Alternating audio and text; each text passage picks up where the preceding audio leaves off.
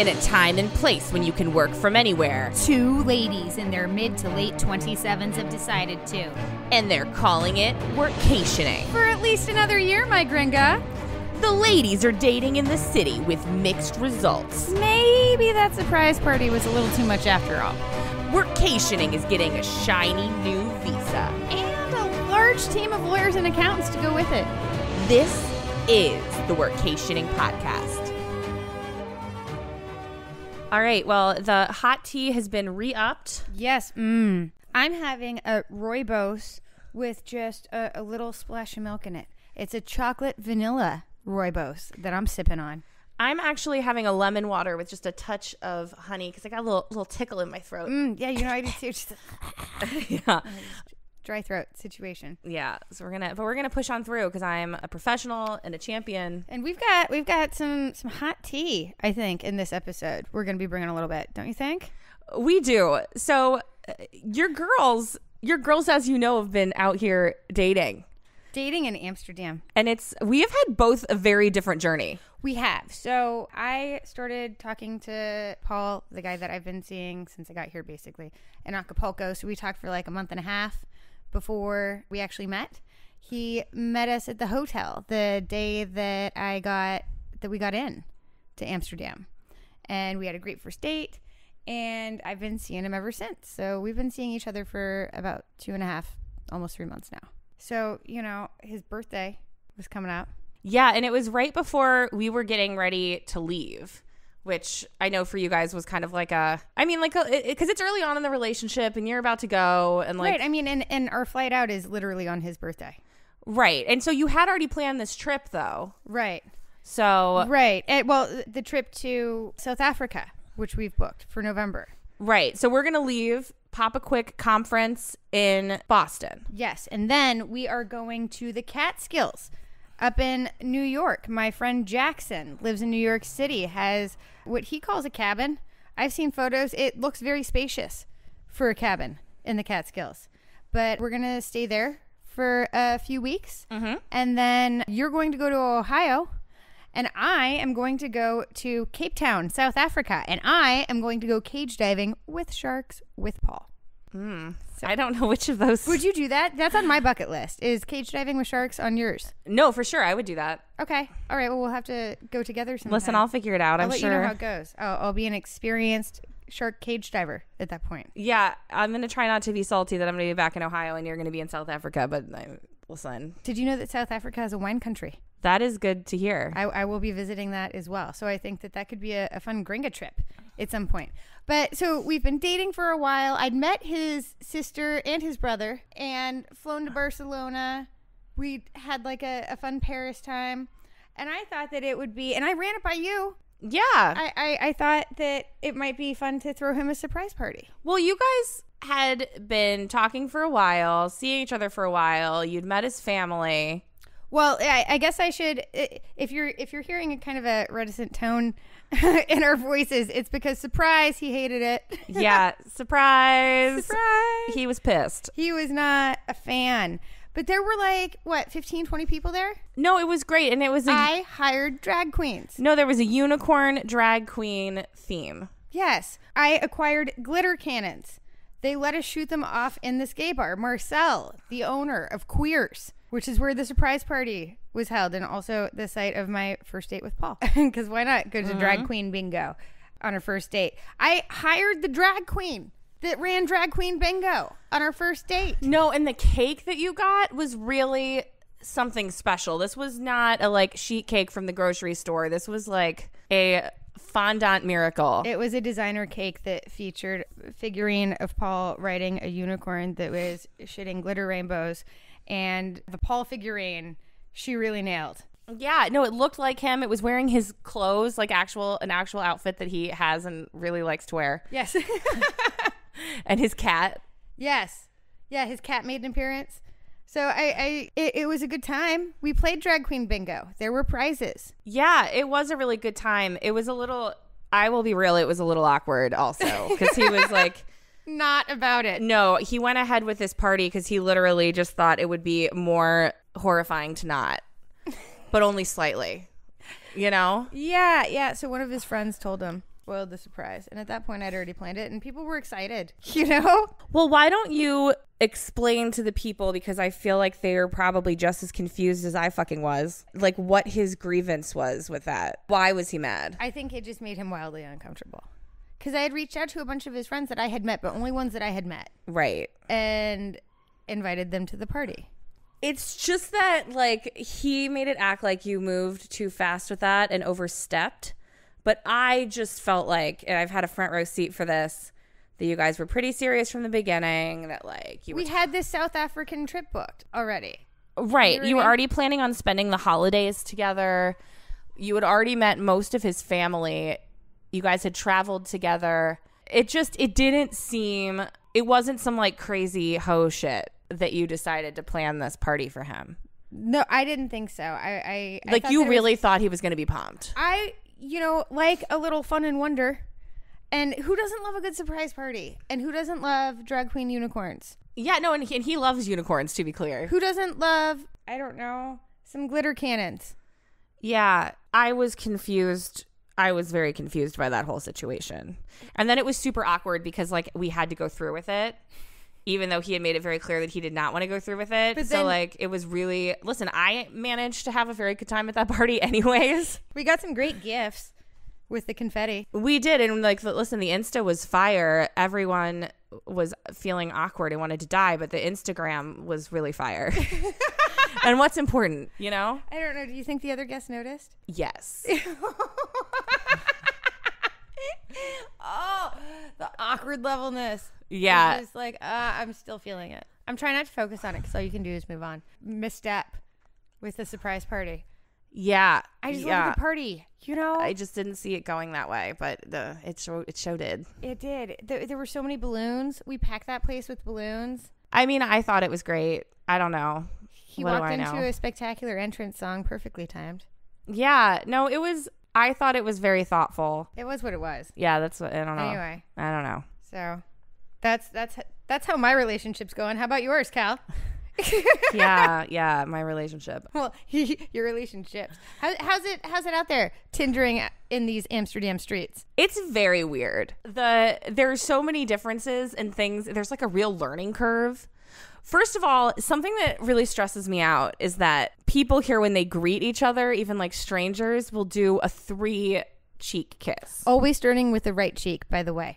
Well, and I can never even get that far. You know what I mean? And it's just like, I just met this person and I'm a hugger, but for some reason, just like kissing someone fully on the face, and it's like a synchronized dance, and it's too hard. Can we just hug it out? Like you're 2 graceful swans? Yeah, you know? Only I'm not. I'm not. Can I get an elbow bump? No, I don't know you, man. And sometimes it's awkward and I just met you, and sometimes they're like really attractive and you're like, oh God. And just like, I always make it weird. I'm always like walking up to this guy and I'm like, all right, I'm not going to make it weird. I got this. And then like, I 100% immediately make it weird. Immediately make it weird. Like just, it starts off. So that's a great way to kick off a date. Yeah. It's just being really uncomfortable. The trains are an issue because no one here really has a car. Right. And so, and even if you do, you don't really drive it into the city center. That's not, some people do, but most people don't.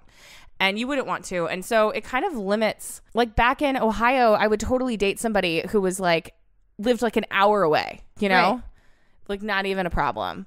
But here, it's like if he's more than 3 miles away, I'm just like, well, I can't get there from here. No.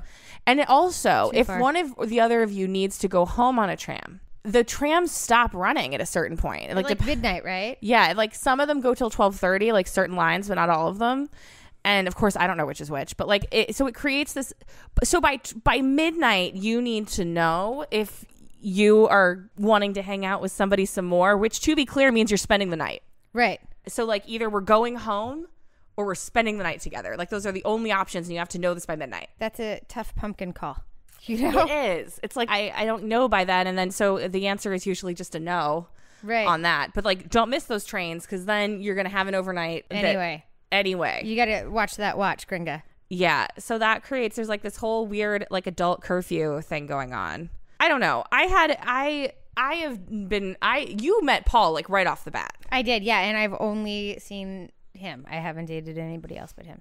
So I have gone on a few dates. A few dates. Yeah. And I don't know. I'm really trying, though, to not settle on somebody just because. You know what I mean? Right. I am really out here looking for someone intentionally, and as grueling as it is to like keep going out on these dates, I'm not just going to settle, right? So, but like I recently met somebody who I clicked with right away. Right. And it was just like really easy. I was very like attracted to him. Like it was. Didn't you go out on 5 dates in 5 days? Yeah, it was one of those. And we were like texting each other the whole time in between. Like it was just, I don't know. It seemed like there was a real mutual interest there. And I mean, we did like a dinner date and we went to go see windmills and you know what I mean? Right. And like I went over to his house on our 5th date in 5 days, and he had lit candles and had like a playlist and like bought some wine and like artfully arranged snacks on the table, you know, which granted he's Dutch. So like, that's just a thing that people do around here. It's like gezellig as fuck. It's true. But still, like, an effort was made. Like, this didn't seem like just a, like, frenzies hookup thing. Also, to be clear, I took a train an hour and a half to get to this dude's town. Right. He was a good hike away. Right. Which I'm just, like, I'm a busy woman, and I don't do that for just anybody, but I was kind of thinking, you know, hey, like, this might be going somewhere, right? And after, like, spending the evening together, like, he's like, oh, so it's great how this is just for fun, and we're just friends, and this isn't going anywhere, right? After he took you to see windmills? You don't go on a windmill date unless you're looking to put a ring on it, I think. No, because I didn't ask for that. I don't care that much about windmills. Trust that, like, everyone in Amsterdam will tell you that you really need to go see the Dutch countryside. But let me tell you that it just looks like a soggy-ass Indiana out there. It's really not that exciting. It's just a boggy cow field. Yeah, with some windmills. You know? And, like, I don't know. It was just, but it was, like, kind of a turning point for me because I really did like him. And I was having a good time. But it was just like, no, it's actually not okay if that's what you're thinking, because I have spent 5 days taking up my time, hanging out with you, getting on trains. I went to Utrecht, Rotterdam, and like wherever the hell his place was, out in some little village that was like an hour and a half away. Like that's so much like time and money and attention. And for what? So that he can have some fun? You know what I mean? Right. Like, I was having fun, too, but, like, we have our friend Tatiana, and she really imparted some wisdom to us this summer. She's also a member of the International Girl Squad. We spent some time with Tatiana Moroz in Las Vegas, and that was the first time you'd met her, right? Yeah.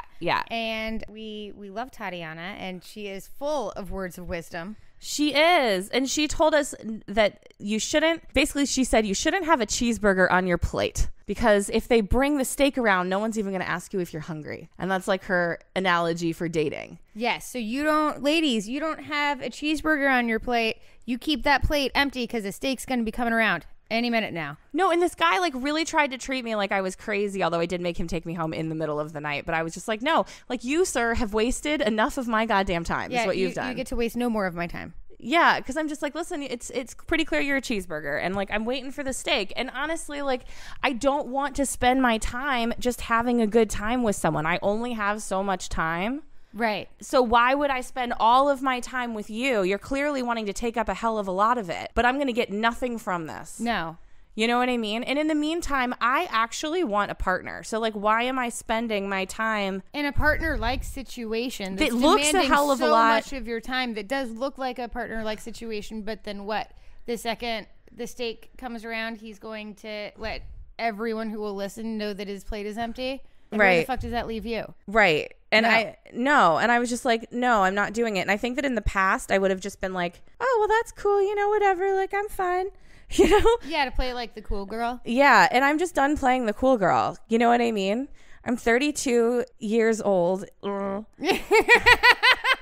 know? Right. And like, I'm really looking for a partner. I'm looking for something very specific. Right. And you can't have a cheeseburger on your plate because, again, you're not even looking for the steak. You might not even notice when the steak goes by if there's a cheeseburger on your plate. It's not just for as close as it might be. If it's not there, you got to walk away.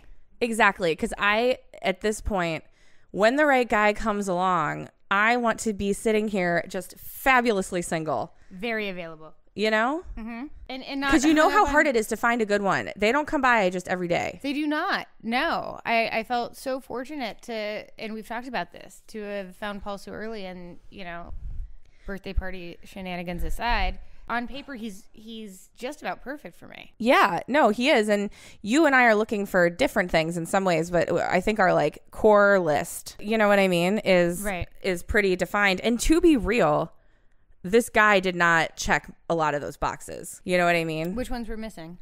He was not as mobile as I would have liked him to be. Right. He was not as far in his career as I would have liked him to be. Just because I'm on this like way upward trajectory, I just want someone who can meet me where I am. And how old was he? He was older too, right? No, not that much older, a couple years old. I forget. But at the same time, like, I'm also realistic. I know that I'm probably not going to get every single thing on my wish list. And like, we clicked really well. And I was, you know, I was like letting myself imagine what that might look like. But then as soon as he wanted to like just play some games, it's just like, nah, son, absolutely not. Not good. Like, that's enough for me, dog. I was really proud of you, though, for making him drive you home in the middle of the night, because when it was a no from you, it was an immediate no, and the time was cut off. You made it very clear that you weren't about to have your time disrespected in such a way. And the whole thing was very misleading because we're in each other's faces all the time. We live together. We work together. I had a front row seat in that shit show, and it was just like, why did you want to come up and meet me and hang out with me? Yeah, no, he like made a point to come up and meet you and be like, oh no, I really want to meet her, and just, you know, listening, like binge listening to the podcast and talking to me about it, and just like really texting me like 24/7 when we weren't together. Right. Just like, so you're just gonna take up all of this time, I'm just gonna do all of this for you, I'm gonna give you every spare second that I have, which is valuable as fuck, by the way. Right. And the opportunity cost isn't just in terms of not having an empty plate when a steak comes by. The opportunity cost with what we're working on right now, with the new business opportunities and, you know, the kind of plans that we have set, which we should talk about. Yeah, we'll get to that. But like, the opportunity cost of having your time wasted at this point in I guess our race. Right. We've come so far. We're so close to the finish line on a variety of really important projects. And so why have your time, focus, and energy diverted to something that ultimately isn't worth anything? No. And I was just like, he was like, you can spend the night here and I'll sleep on the couch. You know, I'll drive you in the morning. And I was just like, you know what? I'm feeling so uncomfortable that I'm not even going to sleep. And like, honestly, you're the one who wasted my time. You're the one who shouldn't sleep tonight, not me. Like, right. Go ahead and drive me on home. Sorry about that. You know, I'm just like, listen, I'm not the kind of woman that you just like pass some time with. You know what I mean? Right. And I think that it's important that women know that and have that self-value. Do not let yourself just be a pastime. Unless you want to be. If that's you know, if you're no, if you you're don't just get the girlfriend experience from me without like having any skin in the game. No. Like, that's not happening. No. It was just, I don't know. And that one was a tough one, though. Like, that one, I'll admit that one shook me for a couple of days because, like, you know me. I go out on a lot of dates and I, like, am actively looking. But almost no one gets a second date. My head doesn't get turned super easily. No. And so we're about ready to leave Amsterdam, but we already know that we're coming back because in the course of our 2.5 month stay here in Amsterdam, our little visit, we realized and had some business advisors tell us that since we need to incorporate workationing anyway, we might as well incorporate it as a Dutch company and then maybe get some visas. Yeah. And I'm not opposed to this idea. We've been talking a lot about, this has been like the best year just ever. Of our lives, yeah. It's been great, which is not to say that it has been without challenge right. or without mishap. No. We've had a lot of that. We have genuinely feared for our lives. We have gotten very, very, very sick. We have found ourselves to be a bit overwhelmed. Sometimes I feel like we've dealt with that pretty well, but like we can only keep up this pace for so long. Right. And it's exhausting. Traveling a lot is exhausting. Even when you extend your stay for a little bit. Just the act of having to pack up all of your stuff and then move it to another country, and then your flight gets delayed, and then everything always takes longer than you expect, and maybe you have to wake up at 4:00 in the morning to be at the airport on time, and like all of these things just really eat into a lot of headspace and energy. Well, then you have jet lag, and then where's the grocery store? And like, oh crap, we need a thing, but what's the store for that? And exactly, and how do we get there? And so it's been nice to kind of hang out in one spot for a little while And if we go through with this Workationing incorporation and set up this Dutch company here instead of in the US, then we can get visas. We'll get Dutch visas, but because the Netherlands is in the Schengen region, we get to stay basically in any part of Western Europe that we want. So we can go to Portugal, Spain, Brussels. Yeah, which is That's fortunate. city, What a lot country, of people, but, you know. What's so funny is how many people I meet out here who are traveling who think that like they get 90 days in each country. No, it's you get in the Schengen region, which is not exactly the EU, but is basically the EU for roughly. There's a lot of overlap in that Venn diagram. Yeah. But basically in the Schengen region, you can stay there for 90 days out of 180, but it's on a rolling basis. So that's complicated. It's more complicated than you would think, but it means you need to pop trips to Eastern Europe or to Africa somewhere. You can Brexit. Yeah, you can Brexit to get some time back on your visa, but wouldn't it be nice not to even have to worry about that? Yeah, especially because most of the countries that I think we'd want to spend an extended period of time in are in Western Europe, and then also because it just gets so complicated keeping track of it, and then it's like, all right, I used up my 90 days, so now I have to like leave for 10 to come back for 10, and then I'm out of days again. Like it's just and what we've learned is that we need to be moving around less for sure. It was a lot this year. Yeah, we want to stay longer right in a place, and you know, here is a great hub. Actually, like Amsterdam is a great hub. You can go, what you found out, you can really just go to Paris. Just hop on a train. Yeah. It's really cheap and easy to get to Barcelona. Like, so we're thinking, you know, maybe it would be good for us to have a home base in Europe and then pop weekend trips. Right. Or even longer. And, you know, there are a variety of advantages to starting a Dutch company. In the course of the last 2.5 months, we have picked up a shiny new immigration attorney. Yeah. A shiny new Dutch business attorney. Mm-hmm. We've got a whole team of Dutch accountants at the ready. Yeah. That we had the opportunity to have some extended meetings with. Yeah. I mean, this shit is not going to be easy. It turns out that like making a whole other business in a whole other country. Yeah. Hey, expatting, not as easy as you might think. No. All of these people keep threatening like, oh, if Trump gets reelected, I'm leaving. Or if Trump gets elected, I'm leaving. And I'm like, but why don't you though? I'll tell you why. It's not easy. Hard. Yeah, it takes some time, takes some money. You got to bring some value to the country that you're emigrating to. Well, and to be clear, what I don't think I hadn't at least thought all the way through is that it's a whole other set of laws out here. So it's not like you can just be like, all right, lawyers back in the States and accountants back in the States, like help us out with this. Like you need a whole other team in the new country. And then you've got people advising you on your obligations, your tax and legal obligations in the United States, and then also advising you, a whole other team is advising you on your obligations and taxes and shit in the Netherlands.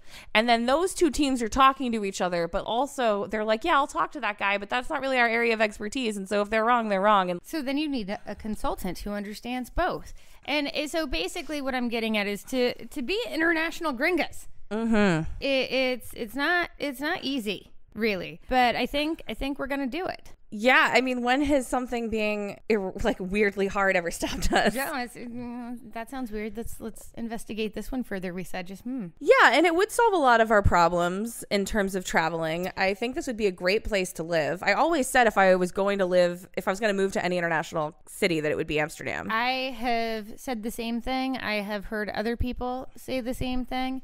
And when we started this whole workationing adventure, did you have any idea we were going to end up creating? We knew at some point we were going to have to incorporate workationing. Right. And I don't think we expected this year to go the way that it did, though. Like, it's really, really cool Kari and I love to wake up in the morning and the first thing we do is look at the podcast statistics, because we really have like thousands of listeners all over the world. And there's something I really thought that like my friends back home and maybe my mom would listen, but It's been cool to watch it grow. Mm-hmm. We were in, what was it, like over 22 media outlets this year, like Glamour, Fast Company, NBC News.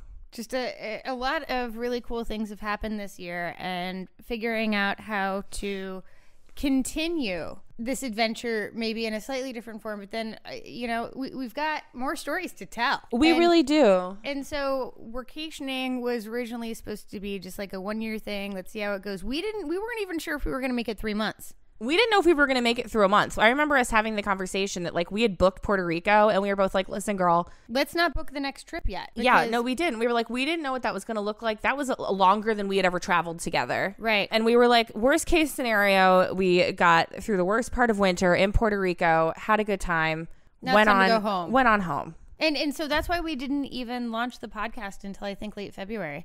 Because we were like, well, we're not going to start this and be like, here, let's have a public failure. That let's like just release a hot 2 episodes and then let you know that we failed. Oh,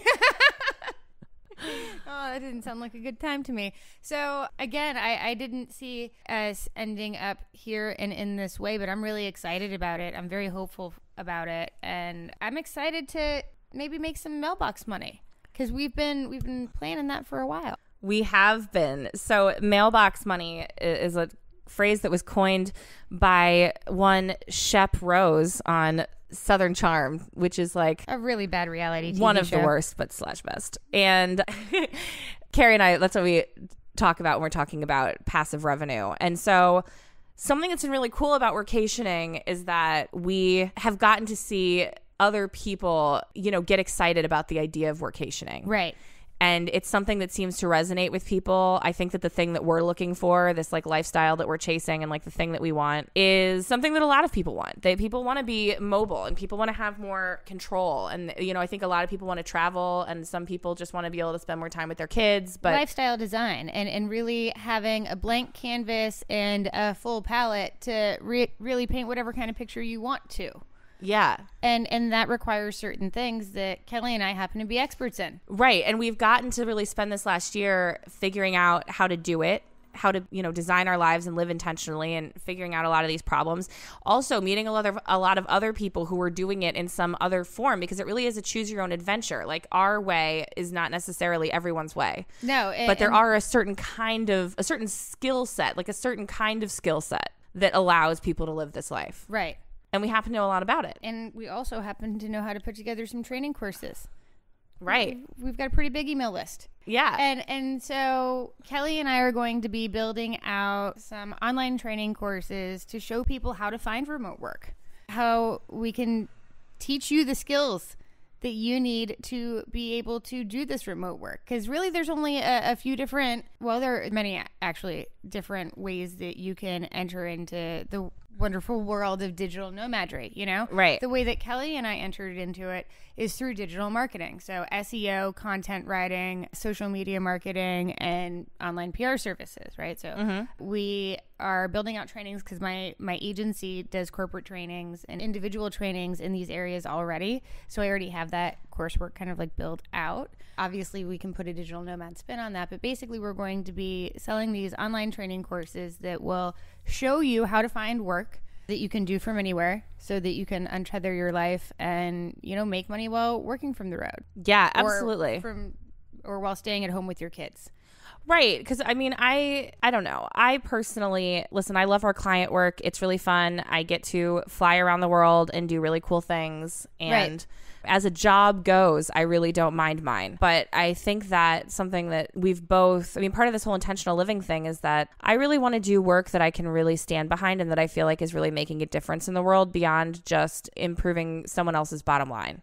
Not that there's anything wrong with that kind of work, but it's been really inspiring for me to see how many people have been touched by our story, because it just makes me feel like there are a lot of other people who are out there who feel the way that we do and are, looking for a way to create this kind of life that they always dreamed was possible for themselves. And, I'm excited about the idea of investing more in that because I just like seeing that energy put out into the world. Right. And we're going to have some blog content about this too. We'll be having some video content about it, I'm sure, at some point. And basically, if you want to be able to work from home, you have to have some sort of digital job. And what does that look like? Well, you can be a graphic designer, you can build websites, you can be a programmer, you can If you want to go on the lower end, you can be a virtual assistant. You're not going to make that much money doing that, and you're not really going to be able to scale up your services in any kind of way that makes you money. But if you're in digital marketing, if you are a freelance writers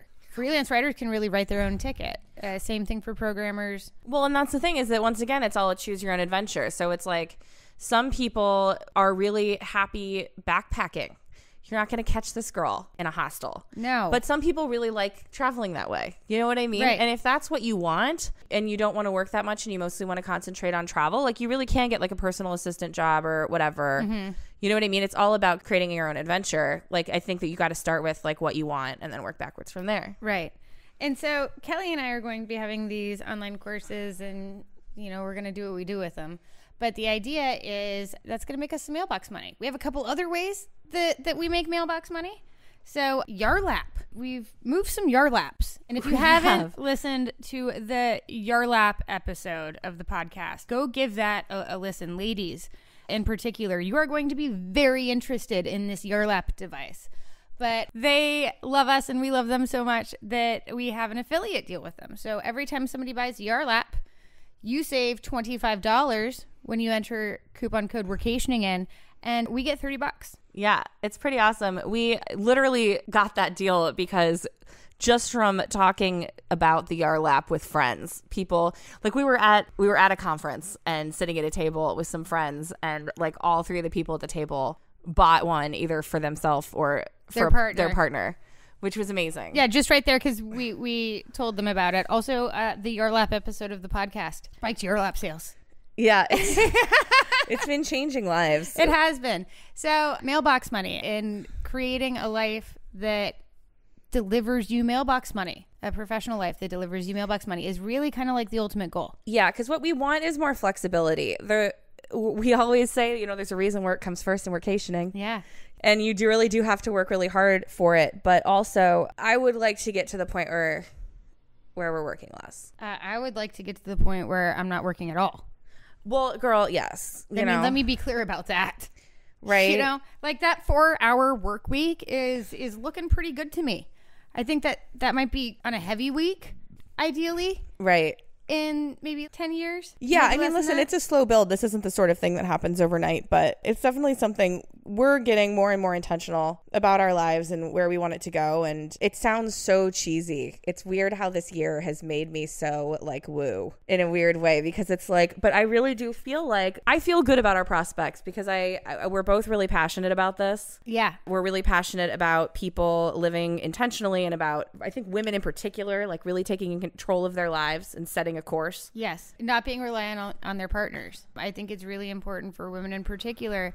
You're not free unless you're financially free. And what does financial freedom actually mean? And how much money do you need to have? And how can you start making changes in your life that will help you achieve greater financial freedom? Because really that's what you need. And we're going to interview Stephanie O'Connell, the millennial money expert, soon. We keep threatening to do that. We need to do that. I know. But she is the expert on how to set yourself up for financial freedom. And I think that's a critical component of what we're doing and what makes this sustainable for us on an ongoing basis. Because if we didn't have the jobs to pay us consistently, like we couldn't be out here doing what we're doing. And I think it'll be fun to let the listeners in over the next year or so on what it looks like as we try to achieve that type of financial freedom. And I think that we're going to have some fun adventures in chasing mailbox money, because it always sounds easier than it actually is. Yeah, it's really, really not an easy nut to crack. It's one we've been working on for a while, actually. Yeah. But I don't know. Not to be cheesy, but I just really feel good about our work goals and our personal goals, and like what we're passionate about is like very aligned right now. Like all of those things are working together, and we're a really great team, and I just feel good about our prospects. I'm excited to kick all this off the ground. I'm excited to get the holidays over with so that we can come back to Amsterdam and really run at this full force. I know. It blows my mind that I haven't been home for a year. You've like we've popped through your home. Right. A couple times, but I have really not seen anyone except for my brother. We have all of our stuff still in storage. We've got to get rid of all of it. Yeah. It's going to be so... It's crazy to me that like just in a couple weeks I'm going to be back home, and I don't know what that's. I mean, obviously I'm very excited to see everyone. It's just like I remember feeling when we left. I had this weird feeling the day before we left that I was going to die, and like in some ways I did. You know what I mean? Like I feel like I'm such a different person. So much has happened. I feel like we both did like really kind of tore ourselves apart and rebuilt from the ground up. Yeah, I'm really excited to see everybody, but I don't know. It's just going to be a crazy experience to be back home. I'm excited for some chill time in the Catskills. I am very excited for that. We need that. We have been just like redlining it the last 2 months. And, yeah, it'll be nice to, I don't want to say chill for a bit, but like actually kind of chill for a bit. Nobody can come visit us in the Catskills. Mm-hmm.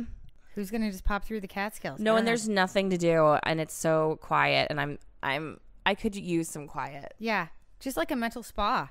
Is what that's going to be like after all of these accountants and attorneys. Yeah. So that's going to be great. I'm really excited. And then we're going to like not see each other for 6 weeks, which is crazy after this whole year of just like, hey, it's me again. I know. I'm going to miss you, Gringa. I'm going to miss you too. I don't know what I'm going to do without you. I'm going to be cage diving with sharks in South Africa. I've heard good things about Table Mountain. I'm going to go check out. I'm most jealous of the penguins, that you're going to go see penguins. Yes. There are penguins in South Africa. I did not know that. I thought that Paul was lying to me. I want to see some penguins just out chilling in their natural penguin environment. I've seen photos because I follow a bunch of digital nomads on Insta, and the penguinery looks to be very close and accessible. Strong penguin game. Yes, strong penguin game. South Africa, and it's like warm too. So like warm penguins. I have questions. I'm gonna learn about it. I'm sure there's some sort of plaque that I can read that will educate me. And they're little soft, smooth little bodies just are they? waddling around. Just... Maybe they're not. Maybe the kids like, have you ever like tried to pick up a turkey? No. Really? No. When would I pick up a turkey? I don't know. Listen, we weren't all in the 4-H club. I was Future Farmers of America, but you know. Whatever. Half a dozen of one, 6 of the other. Yeah, girl. No, I have never touched a turkey. What? Oh, we had turkeys and chickens growing up, and sometimes the chickens would get out, and I'd have to chase them and like pick them up and put them back in their. Are they wiggly? They're wiggly and they're not soft. Those feathers aren't soft. Oh, because they're like. I just imagine them being like the penguins being kind of like blubbery. They might be. I don't know what their feathers are going to feel like. I don't even know if I can touch a penguin. I wonder if they stink. I bet they smell. I bet they smell so bad. Because like seals and like sea lions and like otters even got a real stank to them. You know, it's just that. I can't do funky smells. Just that like rotting sea fish smell. Oh God. I think you're probably right. I think they're going to be very funky smelling. I don't know. I'll check it. I'll report back. I'll let you know. I feel like they're oily maybe. Oh, just a greasy penguin. Mm-hmm. Maybe I'm thinking too much like Danny DeVito. That's what I was thinking. Like Batman. just a real Danny DeVito and Batman situation. What if it's just a beach of Danny DeVitos? Just like, hey. So like greased up. Okay, is that a good place to end? Sure. All right, that sounds good. All Bye. right. Bye, guys.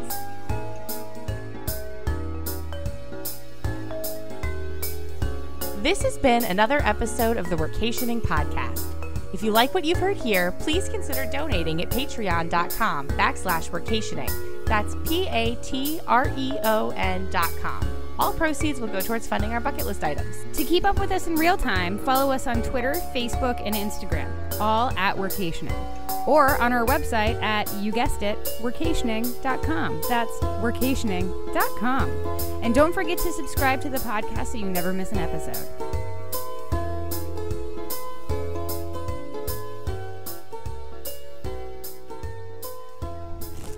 Check, check. Check. I feel like at some point we should beatbox or check. Maybe just like. When am I going to learn how to? Wait. Oh my God! Did I beatbox? No. Am I close? Wait. You sound like one of those tribes that like talks and clicks. Wait. Boom. Oh goddamn! Did the beat just drop? I feel like we have to do something after the checkity check. I need more snare in my headphones. Listen, that's the only one I know. MC Gringa at the mic. Oh, Jesus.